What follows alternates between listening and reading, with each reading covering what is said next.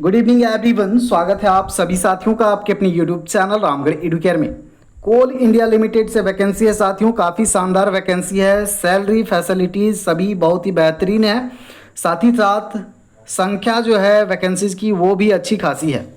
तो last date कब है उसको देख लीजिए, उसके बाद में डिटेल में डिस्कस करने वाले हैं कौन पात्र हैं, किस तरह के पोस्ट हैं, आवेदन प्रक्रिया क्या है, चयन प्रक्रिया, एज लिमिट, फीस वगैरह डिटेल में।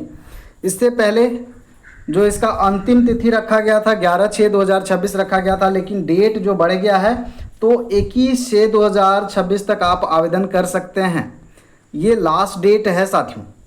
तो एक एक करके शुरू करते हैं। एलिजिबिलिटी क्राइटेरिया, टर्म्स कंडीशन जो भी हैं, तो आप लोग बने रहिए। स्किप करना है तो पीडीएफ का ब्राउचर हमारे टेलीग्राम पर मिलेगा।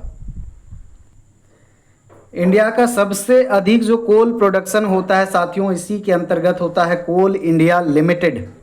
तो ये गवर्नमेंट वैकेंसी होने वाला है। इसका हेड क्वार्टर जो है आपका कोलकाता में। 75% जो है टोटल प्रोडक्शन का इंडिया में, कोल प्रोडक्शन का ये अकेले करता है साथियों। अब यहाँ पर डेट तो एक्सटेंड हुआ है, वो तो हमने आपको दिखाई दिया है। ऑफिशियल वेबसाइट भी है, यहाँ पर आप अपने से भी विजिट कर सकते हैं coalindia.in पर। अब आगे हम लोग बढ़ते हैं।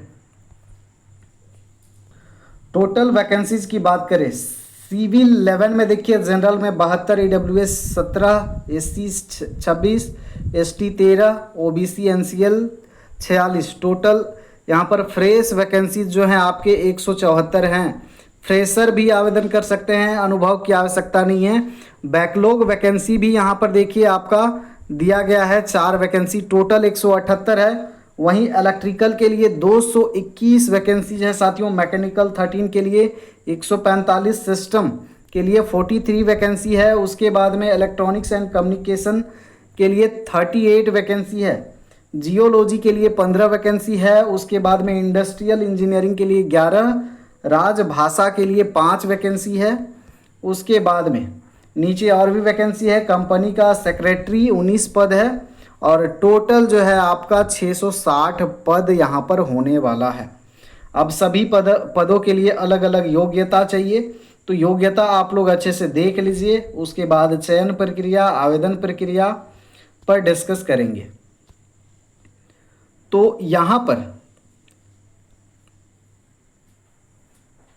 ध्यान दीजिए, अपीयरिंग कैंडिडेट भी आवेदन कर सकते हैं। अपीयरिंग का भी यहाँ पर बोल दिया गया है कि अपीयरिंग कैंडिडेट भी आवेदन कर सकते हैं, कोई दिक्कत वाला बात नहीं है। तो पोस्ट कोड जो 11 है सिविल के लिए, यहाँ पर degree in relevant branch of engineering with a minimum of 60% marks. ST SC के लिए यहाँ पर 55% चाहिए। इलेक्ट्रिकल के लिए degree in relevant branch, electrical में इंजीनियरिंग होना चाहिए 60% के साथ। और एक खास बात है, अपीयरिंग को भी यहाँ पर मौका दिया जा रहा है, तो जो भी अपीयरिंग हैं वो भी भर सकते हैं, उनके लिए भी बता रहे हैं अभी। मैकेनिकल के लिए भी आपका 60% ये चाहिए डिग्री में। सिस्टम के लिए फर्स्ट क्लास डिग्री होना चाहिए, BE या BTech या BSc engineering in computer science है या कंप्यूटर इंजीनियरिंग है, या फिर IT किए हुए हैं, या फिर any first class degree with MCA है तो भी आवेदन कर सकते हैं। ENT के लिए BE BTech BSc इंजीनियरिंग है या फिर रिलेवेंट है 60% के मार्क्स के साथ में। जियोलॉजी के लिए यहाँ पर MSc MTech इन जियोलॉजी और अप्लाइड जियोलॉजी और जियोफिजिक्स और applied geophysics with minimum 60%। MSc भी बोला है तो यहाँ पर MSc वाले भी आवेदन कर सकते हैं। इंडस्ट्रियल इंजीनियरिंग के लिए degree in the relevant branch of engineering with the minimum of 60%। तो इंडस्ट्रियल से इंजीनियरिंग किए हैं 60% के साथ में। राजभाषा हिंदी के लिए MA अगर हिंदी किए हुए हैं, हिंदी से 60% अगर मार्क्स है MA में, और ग्रेजुएशन में आपका हिंदी इंग्लिश रहा है मेन सब्जेक्ट 50% के साथ में, तो हिंदी वाले भी आवेदन कर सकते हैं। कंपनी सेक्रेटरी के लिए ग्रेजुएशन होना चाहिए कोई भी डिसिप्लिन में, कोई भी यूनिवर्सिटी से, या फिर institute having acquired company secretary qualification with associate fellow membership of ICSI। तो यहाँ पर योग्यता आपने देख लिया, जिस भी पोस्ट के लिए आवेदन करना है आप देख सकते हैं। चलिए, तो उसके बाद में यहाँ पर अपीयरिंग कैंडिडेट के लिए भी यहाँ पर मेंशन किया गया है, candidates who are currently studying in final semester, यानी कि लास्ट सेमेस्टर, फाइनल सेमेस्टर या ईयर में है, तो उनके लिए minimum qualification are eligible to apply if they expect their results by 31/8/2026 तक अगर आपका रिजल्ट आ जाता है तब आप आवेदन कर सकते हैं साथियों। यानी कि कुल मिला के यहाँ पर अपीयरिंग भी आवेदन कर सकते हैं। अब यहाँ पर क्लारिफिकेशन है on the relevant branch of engineering. Civil के लिए कौन आवेदन कर सकते हैं? सिविल इंजीनियरिंग किए हुए हैं, इनके लिए यहाँ पर क्लारिफिकेशन है, जो योग्यता ऊपर आपने देखा वही चीज़ है। अब यहाँ पर नंबर ऑफ वैकेंसीज भी आप लोगों ने देख ही लिया है। अब सीबीटी मोड में इसका एग्ज़ाम कंडक्ट करवाया जाएगा। बात कर लेते हैं सिलेक्शन प्रोसेस की। सिलेक्शन प्रोसेस जो है सीबीटी मोड में होने वाला है, तो जो डिटेल्स होगा सीबीटी का ये आपको इन्फॉर्म किया जाएगा ऑफिशियल वेबसाइट के साथ में। एडमिट कार्ड कब जारी होगा और इसके लिए आप लोगों को बने रहना होगा। अब इम्पॉर्टेंट जो है यहाँ पर जो आवेदन कर रहे हैं, कंप्यूटर बेस्ड टेस्ट जो होगा ये किस आधार पर होने वाला है?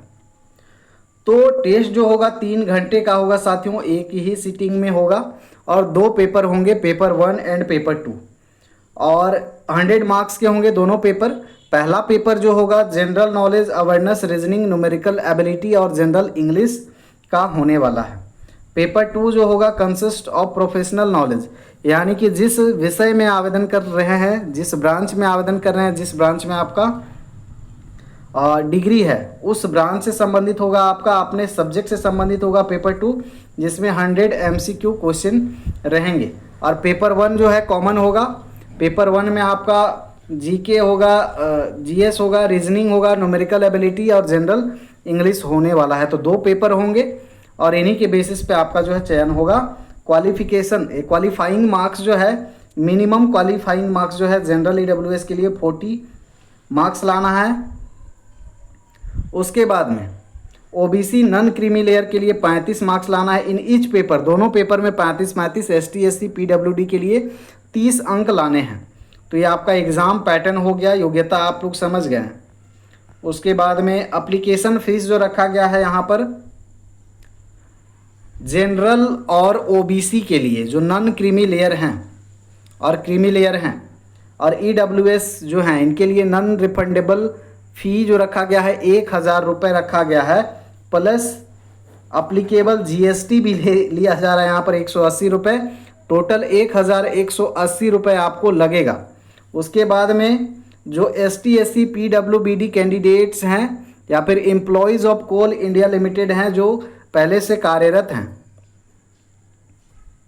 तो इनके लिए क्लियरली मेंशन नहीं है, इनके लिए फ़ीस शायद नहीं है। अपर एज लिमिट जो है आपका, अपर एज लिमिट 30 ईयर्स होना चाहिए 30 अप्रैल 2026 तक UR और EWS के लिए। OBC के लिए 3 साल का छूट मिलेगा, यानी कि 33 साल तक आवेदन कर सकते हैं। ST SC के लिए 5 साल का रिलैक्सेशन है 35 साल तक, और जो पर्सन डिसेबिलिटी से हैं, जनरल के हैं, तो 10 साल का रिलैक्सेशन मिलेगा, 40 साल तक आवेदन कर सकते हैं। OBC 13 साल का यहाँ पर मिलेगा जो डिसेबिलिटी से हैं। उसके बाद में यहाँ पर रिजर्वेशन जो पॉलिसी है इंडिया गवर्नमेंट ऑफ इंडिया का, उसके आधार पर यहाँ पर सिलेक्शन होगा। तो जो सर्टिफिकेट्स हैं जिनको रिजर्वेशन का बेनिफिट लेना है, उनके लिए भी सर्टिफिकेट्स बना लेने हैं। तो कुल मिला के आपको समझ में आ गया होगा यहाँ पर। और कंपनसेशन जो है, पे जो रखा गया, देखिए, selected candidate will be placed as management trainee in E1 grade. E1 grade में आपको 60,000 से 1,80,000 at the initial basic of 60,000 per month during the training period. तो ये ट्रेनिंग पीरियड का है, और सक्सेसफुली और सेटिस्फैक्ट्री अगर कंप्लीशन कर लेते हैं, 1 साल पूरा कर लेते हैं, तो E1 grade as officer grade में आ जाएगा। तो इस तरह से यहाँ पर सैलरी रखा गया है। उसके बाद में और भी बहुत सारी चीज़ें हैं। तो जो ऊपर की चीज़ें थी जो महत्वपूर्ण थी वो आपको बताया गया। आवेदन करना है ऑफिशियल वेबसाइट पर coalindia.in पर जाना है, career with CIL jobs at Coal India section पर जाना है और ऑनलाइन आवेदन करना है। जो भी डॉक्यूमेंट्स मांगे जाएंगे, स्कैन कॉपी जो है सेल्फ अटेस्ट करके आपको अपलोड करना है, पासपोर्ट साइज फ़ोटो। उसके बाद में जितने भी आपके डिग्री से संबंधित डॉक्यूमेंट्स हैं, OBC सर्टिफिकेट हो, EWS ST SC सर्टिफिकेट। फिर भी कोई डाउट रह जाता है तो आप लोग कमेंट सेक्शन में लिखिए। धन्यवाद दोस्तों, जोहार, नमस्कार।